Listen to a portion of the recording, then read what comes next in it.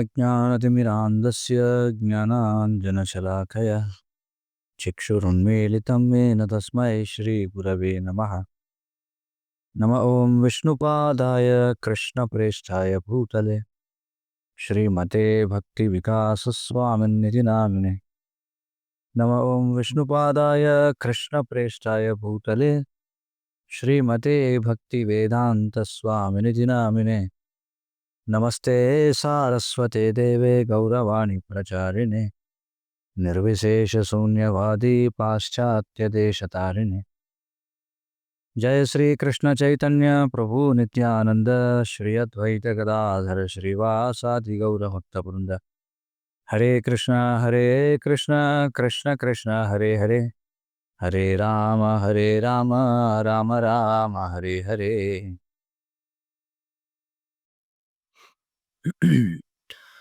చర్చిస్తున్నది శ్రీ చాణక్య నీతి 2వ అధ్యాయం 9వ శ్లోకం. శైలే శైలేన మాణిక్యం మౌక్తికం న గజే గజే సాధవో నహి సర్వత్ర చందనం నవనే వనే. శైలే శైలేన మాణిక్యం మౌక్తికం న గజే గజే సాధవో నహి సర్వత్ర చందనం న వనే వనే. అనువాదం. మాణిక్యాలు ప్రతి కొండలోనూ దొరకవు. ముత్యాలు ప్రతి ఏనుగు తలలోనూ దొరకవు. అలాగే సాధువులు కూడా అన్ని చోట్ల లభించరు. చందన వృక్షాలు కూడా ప్రతి అరణ్యంలో దొరకవు అని చెప్పి చాణక్యుడు అంటున్నాడు. ఏమన్నాడు? మాణిక్యాలు ప్రతి పర్వతంలోనూ దొరకవు, మౌక్తికములు ప్రతి ఏనుగు తలలోనూ దొరకవు. మౌక్తికం అని అంటారు. ఏనుగు తలలో లభించేటువంటి ఒక విధమైనటువంటి ముత్యం అది. మౌక్తికము అన్ని ఏనుగుల తలలోనూ ఉండదు. అలాగే సాధువులు ప్రతి చోటన లభించరు. చందన వృక్షాలు ప్రతి అరణ్యంలోనూ దొరకవు. భాష్యం చెప్తున్నారు. ప్రపంచంలోనే అత్యంత విలువైనటువంటి నగ ఏమిటంటే సాధువుల సాంగత్యం లేదా కృష్ణ భక్తుల యొక్క సాంగత్యం. ఈ కారణం చేతనే శ్రీల ప్రభుపాదుల వారు ఈ అంతర్జాతీయ కృష్ణ చైతన్య సంఘాన్ని స్థాపన చేశారు. దీనికోసం అందరికీ సాధు సాంగత్యాన్ని ఇవ్వడం కోసం. నిజమైనటువంటి భక్తులు చాలా అరుదుగా ఉంటారు. ఈ బౌద్ధులు చెప్పినట్టుగా ఒక విత్తనం 10,000 విత్తనాలు అంటారట.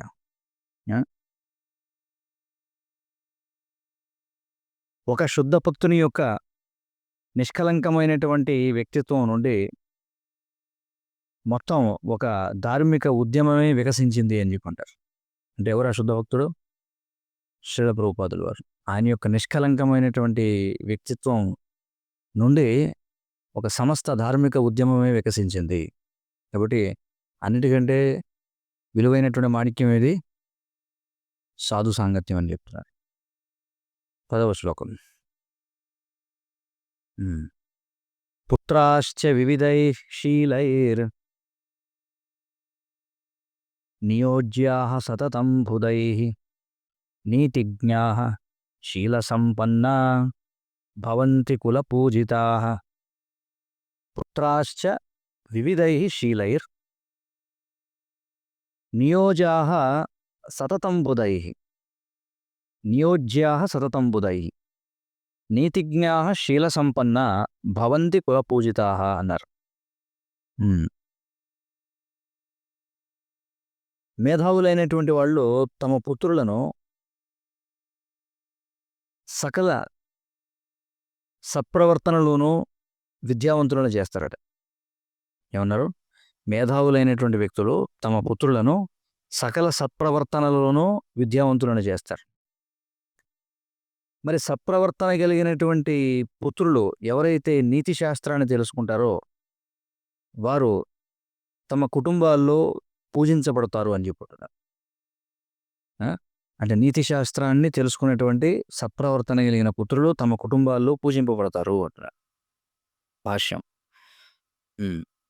పుత్రుని యొక్క కార్యకలాపాలు అతను ఏ విధంగా పెంచబడ్డాడు అనే దాన్ని ప్రతిబింబిస్తుందట. అంటే పుత్రుడు చేసేటువంటి పనులు ఏవైతే ఉన్నాయో, వాడు ఏ విధంగా పెంచబడ్డాడనే దాన్ని ప్రతిబింబిస్తాయి. హ్మ్. ఒక విద్యార్థి యొక్క నైపుణ్యం గురువు యొక్క జ్ఞానాన్ని బదిలీ చేసేటువంటి సామర్థ్యాన్ని ప్రతిబింబిస్తుంది.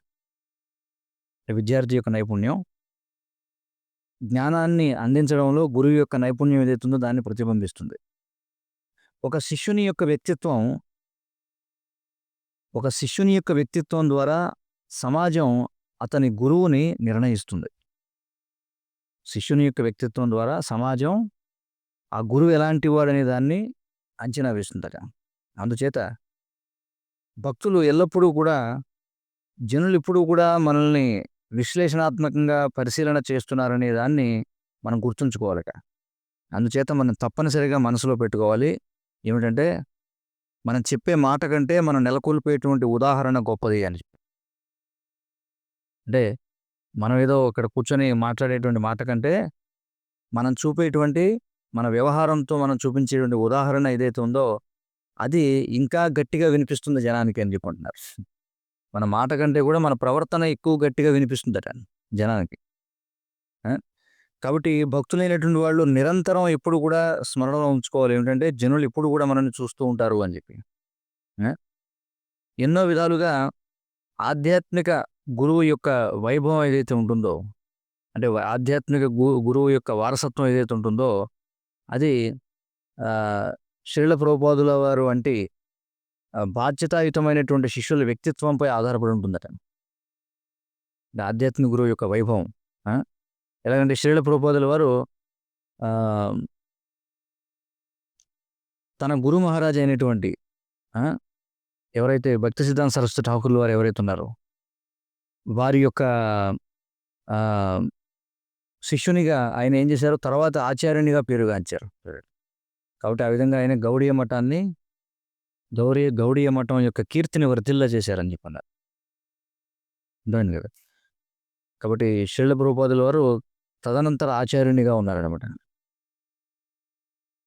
శ్రీల భక్తి సిద్ధాంత సరస్వతి ఠాకూర్ల వారి ద్వారా. ఇది 10వ శ్లోకం. తర్వాత 11వది. మాతా శత్రుః పితా వైరీ యాభ్యాం బాలాన పాటితాః సభా మధ్యేన శోభంతే హంస మధ్యే బకో యథా. మాతా శత్రుః పితా వైరీ యాభ్యాం బాలాన పాటితాః సభా మధ్యేన శోభంతే హంస మధ్యే బకో యథా అని చెప్పన్నారు.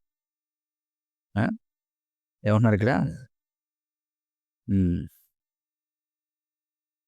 ఏ తల్లిదండ్రులైతే తమ పిల్లలకు ఆధ్యాత్మిక శాస్త్రాన్ని బోధించరో వారు తమ పిల్లలకు శత్రువులు. హంసల మధ్యలో బకములాగా, అంటే హంసల మధ్యలో బాతులాగా ఈ సమాజంలో ఈ అజ్ఞాని అయినటువంటి పుత్రుడు అలాంటి వాడట. చూడండి, ఈ విధంగా హంసల మధ్యలో బాతు ఎలా తెలిసిపోతుందో అలాగే సమాజంలో అజ్ఞాని అయినటువంటి పుత్రుడు కూడా అలాంటి వాడే అని చెప్పి అంటున్నారు. కాబట్టి ఏమంటున్నారు, తమ పిల్లలకు ఆధ్యాత్మిక శాస్త్రాన్ని బోధించినటువంటి తల్లిదండ్రులు శత్రువులు. ఏ విధంగా అయితే హంసల మధ్యలో బాతు కనిపిస్తుందో అలాగే సమాజం మధ్యలో అజ్ఞాని అయినటువంటి పుత్రుడు కూడా తెలిసిపోతాడని చెప్పి అంటున్నారు. భాష్యం. ఈ శ్లోకం గరుడ పురాణంలో ప్రస్తావన చేయబడింది. కొన్నిసార్లు శాస్త్రాలు కుటుంబ జీవనాన్ని అసహ్యించుకుంటాయి, కానీ కొన్నిసార్లు వివాహాన్ని పొగుడుతూ ఉంటాయి శాస్త్రాలు. ప్రతిదీ కూడా దేశకాలమైన పరిస్థితులను బట్టి ఆధారపడి ఉంటుంది. అంటే వివాహ జీవితాన్ని ఒక్కోసారి కీర్తించడం, ఒక్కోసారి దూషించడం అనేది దేశకాలమైన పరిస్థితులను అనుసరించి చేస్తూ ఉంటారు. మరి మానవాళికి ఒక ఉదాహరణ నెలకొల్పడం కోసం శ్రీకృష్ణ భగవానుని యొక్క తండ్రి వసుదేవుడు ఏం చేశాడు, తన యొక్క పుత్రుణ్ణి శ్రీ సాందీపని ముని యొక్క ఆశ్రమం ఏదైతే ఉందో అక్కడికి పంపించాడు. ఎక్కడది? అవంతిక, అంటే ఈనాటి ఉజ్జయిని ఎక్కడైతే ఉందో ఆ ఉజ్జయినిలో ఉన్నటువంటి అవంతిక ఆశ్రమానికి శ్రీకృష్ణ భగవానుని తన తండ్రి అయినటువంటి వసుదేవుడు పంపించాడు. దేనికోసం? 64 వైదిక కళాశాస్త్రాలను నేర్చుకోవడం కోసం. ఆ! మరి శ్రీకృష్ణుని యొక్క విద్య మరియు తన యొక్క గురు మహారాజుతో కృష్ణునికి ఉన్నటువంటి సంబంధం, అవి శ్రీల ప్రభుపాదులు రచించినటువంటి దేవాది దేవుడు, శ్రీకృష్ణ భగవానుడు అనే గ్రంథంలో వివరించబడ్డాయి. అందులో మనకి 64 కళల యొక్క చిట్టా ఇవ్వబడిందనమాట. తెలుసుకోవాలనుకునే వాళ్ళు 45వ అధ్యాయం కృష్ణా పుస్తకంలో చదివితే తెలుస్తుంది. హ్మ్. ఏం చెప్పబడిందంటే హ్మ్. ఒక వ్యక్తి నోరు మూసుకొని ఉన్నంత వరకు అతడు నేను చాలా గొప్ప విద్యావంతుడిని, నేను గొప్ప పాండిత్యం గలవాడిని, సమాజంలో నాకు చాలా గొప్ప హోదా ఉంది అని ప్రకటించుకోగలడట. ఎప్పటి వరకు? నోరు మూసుకొని ఉన్నంత వరకు. అంటే దాని అర్థం ఏంటి? అహా! అంటే వాడు ఏం మాట్లాడినంత వరకే వాడు ప్రగల్భాలు పలకొచ్చు. నేను గొప్ప పండితుడిని, నేను విద్యావంతుడిని అది ఇది అని చెప్పి. కానీ ఎప్పుడైతే వాడు మాట్లాడడం మొదలు పెడతాడో వాడు నిజంగా గొప్ప విద్య కలిగినవాడా, పండితుడా, లేకపోతే గొప్ప జన్మ అనేది తెలిసిపోతుందని చెప్పంటారు. కాబట్టి మౌనంగా ఉన్నంత వరకే మనం ఎలాంటి ప్రకటనలు చేయొచ్చు అని చెప్పంటున్నారు. కాబట్టి వినడం ద్వారానే అంటే అవతల వాడు మాట్లాడేది వినడం ద్వారానే ఆహ్, ఇక్కడేమంటున్నారు చూడండి. వినడం ద్వారానే బూటకంగా ప్రకటించుకునేవాడికి, పండితుడికి మధ్య తేడా తెలుస్తుందట.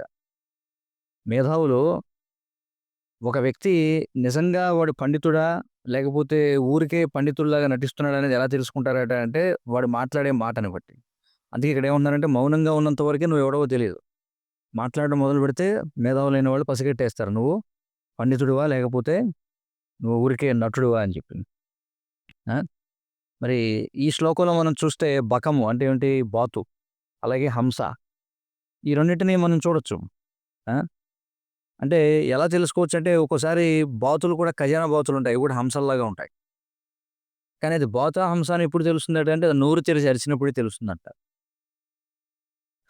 అవుతుంది కదా! బాతులు ఒక రకంగా అరుస్తాయి. హంసలు మరొక రకంగా అరుస్తాయి. చూడ్డానికి 2 ఒకే రకంగా ఉండొచ్చు. కానీ నోరు తెరిస్తే వెంటనే అర్థమైపోతుంది. వాడు పండితుడా లేకపోతే నటుడా అని చెప్పి. ఆ! ఇక సరైనటువంటి పుత్రుని యొక్క పాత్ర గురించి ఆహ్, పురు మహారాజు వివరిస్తున్నాడనమాట. తన తండ్రి అయినటువంటి యయాతికి. పురువు ఎవరు అంటే రాజకుమారుడు. ఎవరి పుత్రుడతను? యయాతి కుమారుడు. యయాతి రాజకుమారుడనమాట పురు. అతను సరైన పుత్రుని యొక్క ప్రవర్తన గురించి చెప్తున్నాడు తన తండ్రితో. ఏమంటున్నాడంటే, అసలు ఈ లోకంలో తన తండ్రి యొక్క రుణాన్ని ఎవరు చెల్లించుకోగలరు? ఎందుకంటే ఒక వ్యక్తి తన యొక్క తండ్రి యొక్క కృప చేత మానవ రూపంలోని జీవితాన్ని పొందుతాడు. ఆ!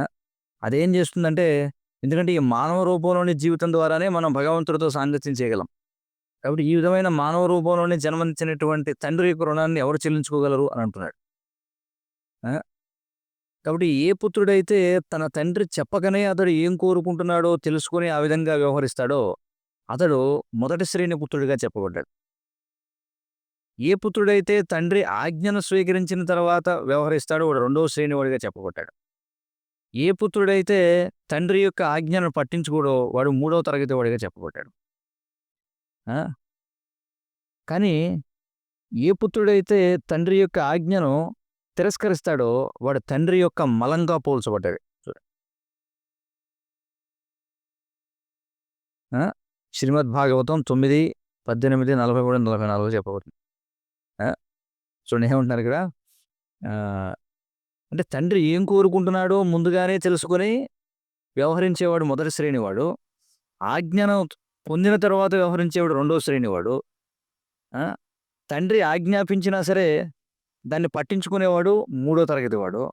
కానీ తండ్రి యొక్క ఆజ్ఞను తిరస్కరించేవాడు తండ్రి యొక్క మలంతో సమానం అని చెప్పుకుంటున్నారు. ఇది పురు రాజకుమారుడు తండ్రి అని యయాతితో చెప్పినటువంటి విషయం అనమాట. 12వ శ్లోకం. హ్మ్. లాలనాద్ బహవో దోషాస్ తాడనే బహవో గుణాః తస్మాత్ పుత్రం చ శిష్యం చ తాడయేన్నతు లాలయేత్ అని చెప్పన్నారు. చూడండి. లాలనాద్ బహవో దోషాత్ తాడనే బహవో గుణాః తస్మాత్ పుత్రం చ శిష్యం చ తాడయేన్నతు లాలయేత్ అన్నారు. చూడండి ఏమవుతుందట, ఎక్కువ శాతం చెడలవాట్లు లాలించడం ద్వారా, అంటే గారాబం చేయడం ద్వారానే ఎక్కువ చెడలవాట్లు అలవాటవుతాయి. ఎక్కువగా గారాబం చేయడం ద్వారా, అంటే ఎక్కువగా లాలించడం ద్వారా చెడలవాట్లు పెంపొందుతాయి. ఎక్కువగా మందలించడం ద్వారా మంచి లక్షణాలు అలవడతాయట. అందుచేత మీ పుత్రుణ్ణి అలాగే మీ విద్యార్థిని క్రమశిక్షణలో పెట్టండి. ఆ విధంగా వాళ్ళు ఎక్కువగా లాలించబడకూడదు అని చెప్పి అంటున్నారు. అప్పుడేమంటున్నారు, మీ పుత్రుణ్ణి లేదా మీ యొక్క విద్యార్థిని క్రమశిక్షణలో పెట్టండి. అంతేగాని వాళ్ళని లాలించొద్దు అని చెప్పి అంటున్నారు అనమాట. అది చాణక్య పండితుడు చెప్తున్నాడు. భాష్యం, దీనికి భాష్యం చూద్దాం. ఇంగ్లీష్లో ఒక సామెత ఉంది, ఏమిటంటే కర్ర పక్కన పెడితే పిల్లవాడిని పాడు చేసినట్టే అని చెప్పి. కర్ర వాడకపోతే పిల్లవాడిని పాడు చేసినట్టే. ఇక్కడ ఏం చెప్తున్నారంటే చూడండి, ఎక్కువగా గారాబం చేయడం వల్ల ఒక పుత్రుడు లేదా కుమార్తె ఎవరైతే తమ యొక్క తల్లిదండ్రులకు ఎదురు తిరుగుతారో అంతకంటే గొప్ప బాధ తల్లిదండ్రులకు ఉండదట. చూడండి, అంటే ఎప్పుడైతే చిన్నప్పుడు బాగా గారాబం చేస్తారో, గారాబం చేయడం వల్ల పెద్ద అయిన తర్వాత పుత్రుడు కావచ్చు పుత్రిక కావచ్చు, ఎప్పుడైతే తమ తల్లిదండ్రులకు ఎదురు తిరుగుతారో అప్పుడు తల్లిదండ్రులు పొందేటువంటి బాధ కంటే గొప్పది ఇంకోటి లేదంటున్నారు.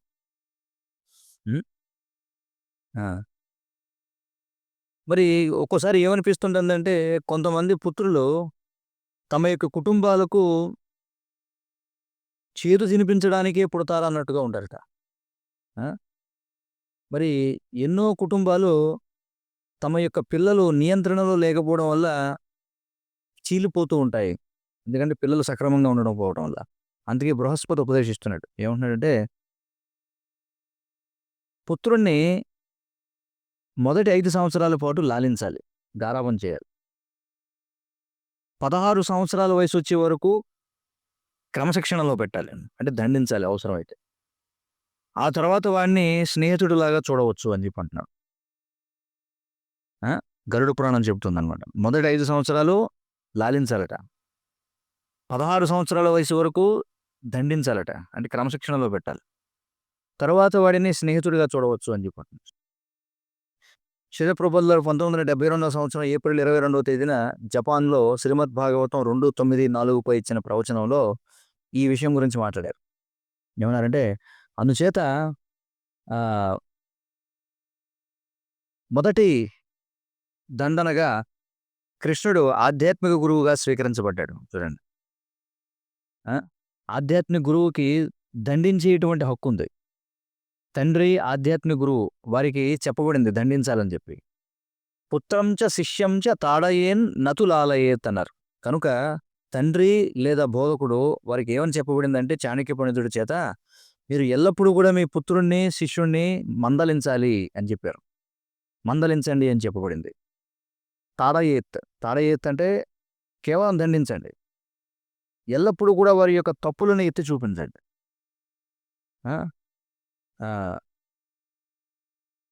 కాబట్టి ఇలా చెప్తే కోపం రావచ్చు, కానీ ఇది బోధకుని యొక్క అలాగే తండ్రి యొక్క పనేట. ఏమిటంటే మీ యొక్క తప్పులను ఎత్తి చూపడం. ప్రభుపాదుల వారు చెప్తున్నారు శిష్యులకి, నేను మీ తప్పులను ఎత్తి చూపించినప్పుడు మీరు కోపడొద్దు. మీరు అంటే మీకు లోపల మీకు అలా అనిపించవచ్చు, కానీ ఇది తండ్రి అలాగే బోధకుని యొక్క కర్తవ్యం ఎప్పుడు కూడా మనలో ఉన్నటువంటి లోపాలను ఎత్తి చూపడం. అంతేగాని మీలో ఉన్నటువంటి మంచిని ఎత్తి చూపించకూడదు ఎప్పుడు కూడా, తండ్రి కానీ గురువు కానీ. తాడయేన్ నతు లాలయేత్ అని చెప్పన్నారు. లాలయేత్ అంటే ఏమిటి? లాలించడం.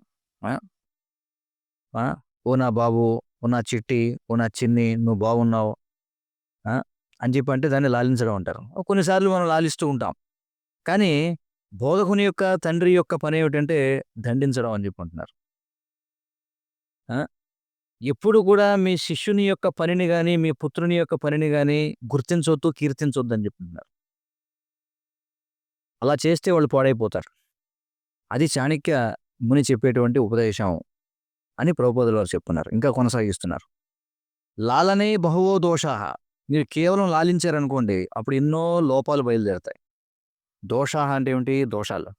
తాడనే బహవో గుణాహ. కానీ మీరు మందలించారనుకోండి, అప్పుడు వాళ్ళు మంచి అర్హత సాధిస్తారు. తాడనే బహవో గుణాహ తస్మాత్. అందుచేత పుత్రం చ శిష్యం చ తాడయేన్ నతు లాలయేత్. కేవలం వారిని మందలించాలి. వారిని లాలించకూడదు. ఇది నిర్దేశం. నైతికమైనటువంటి ఉపదేశం. ఇక మా వరకు పరిగణించినట్లయితే, మా యొక్క ఆధ్యాత్మిక గురువు ఎల్లప్పుడూ కూడా మమ్మల్ని మందలించేవారు. మేము దానిని ఆశీర్వాదంగా స్వీకరించేవాళ్ళం. చాలా బాగుండేది. ఆయన మామూలుగా మందలించేవారు కాదు. పనికిరాని వెధవ, నికృష్టుడా, మూఢుడా ఈ విధంగా మందలిస్తూ ఉండేవారు. అవన్నీ కూడా మాకు చాలా మంచి పదాలు అని చెప్పి ప్రభుపాదులు వారు నవ్వుతున్నారనమాట. అంటే భక్తిసిద్ధాంత సరస్వతి ఠాకూర్ వారు ఆ విధంగా మందలించేవారట. ఇంకా చెప్తున్నారు ప్రభుపాదుల వారు. ఒకరోజు ఇలా జరిగింది. అది వాస్తవానికి నా తప్పే. ఆ! మా మరొక వరిష్ఠుడైనటువంటి సతీర్థుడున్నాడు. ఆ! మరి ఆ సమయంలో మా గురువుగారు మాట్లాడుతున్నారు. అంటే ప్రభుపాద మాట్లాడుతున్నారు. ప్రభుపాద అంటే ప్రభుపాదుల వారు ఆయన గురువుగారిని ప్రభుపాద అని చెప్పి అంటున్నారు. కాబట్టి ప్రభుపాద మాట్లాడుతూ ఉన్నారు. నాకు వినడం అంటే చాలా ఇష్టం. మరి నా సతీర్థుడు అతడు ఒక పెద్ద మనిషి. అతడు పదవీ విరమణ చేసినటువంటి వైద్యుడు. అయితే మా గురువుగారు మాట్లాడుతుండగా అతడేదో మాట్లాడాలనుకున్నాడు. కానీ అతడు ఆ విధంగా చేసి ఉండకుండా ఉండాల్సిందే. సహజంగానే నేను కూడా ఏదో మాట్లాడుతున్నాను. అంటే భక్తిసిద్ధాంత సరస్వతి ఠాకూర్ గారు ప్రవచనం చెప్తున్నారు. వీళ్ళిద్దరూ కూర్చొని మాట్లాడుకుంటున్నారట. ఎవరు? భక్తి వేదాంత స్వామి వారు, అలాగే వాళ్ళ సతీర్థులు ఇద్దరు కలిసి మాట్లాడుకుంటున్నారట. ఆ! ఆహ్, మరి వెంటనే ప్రభుపాద దాన్ని చూసారు. చూసి చాలా కోపగించుకున్నారు. ఆ! ఆహ్, కాబట్టి ఆయనకు అర్థమైంది. నా యొక్క ఏకాగ్రత ఆ పక్కవాడి చేత దారి మళ్లించబడిందని చెప్పి. మరి ఆ పక్కవాడిని అంటే నా వరిష్ఠ సతీర్థుడు ఎవరైతే ఉన్నారో అతన్ని మామూలుగా మందలించలేదు. అతడొక వృద్ధుడు. ఆ! వాస్తవానికి ప్రభుపాదుల వారి యొక్క వయసు అంటే భక్తి సిద్ధాంత సరస్వతి ఠాకూర్‌ల వారి యొక్క వయసట. ఎవరో అక్కడ కూర్చున్నటువంటి శిష్యుడికి కూడా. ఆ! అతడు నెలకి రూ. 60 విరాళం కూడా ఇచ్చేవాడట. ఆ పెద్ద వ్యక్తి. ఆ! కాబట్టి మా గురు మహారాజా కోపగించుకున్నారు. ఏమన్నారంటే, "నువ్వు నెలకి రూ. 60 విరాళం ఇస్తున్నావు కాబట్టి మమ్మల్ని కొనేసుకున్నావు అని అనుకున్నావా నువ్వు?" అని చెప్పన్నారట. ఆ! అంటే "నువ్వు నెలకి రూ. 60 విరాళం ఇచ్చి మమ్మల్ని కొనేసుకున్నావు కాబట్టి, నీ ఇష్టానుసారంగా ఏదైనా ఎప్పుడైనా చేయొచ్చని అనుకుంటున్నావా?" అన్నారట. ఆ! చాలా కఠినమైనటువంటి పదాలు ఆయన వాడారు. ఆ! నేనేమన్నా ఇతరుల కోసం మాట్లాడుతున్నాను అనుకున్నావా? నీకు అన్నీ తెలుసని అనుకుంటున్నావా నువ్వు? ఆ! నువ్వెందుకని నీ ఏకాగ్రతని పక్కకు మళ్ళిస్తున్నావు? ఇలా ఎన్నో విధాలుగా ఆయన చాలా చాలా కోపడ్డారట. మీరు చూడండి. ఇది చాలా చక్కనిది. ఈ విధంగా మందలించడం అంటున్నారు. తర్వాత శ్రీల ప్రభుపాదుల వారు ఈ శ్లోకాన్ని ఆహ్, అంటే 2వ అధ్యాయం 12వ శ్లోకంలో ఏదైతే మనం ఇప్పుడు చదివామో దాన్ని యథాతథంగా మరొక చోట కూడా ప్రస్తావించారట.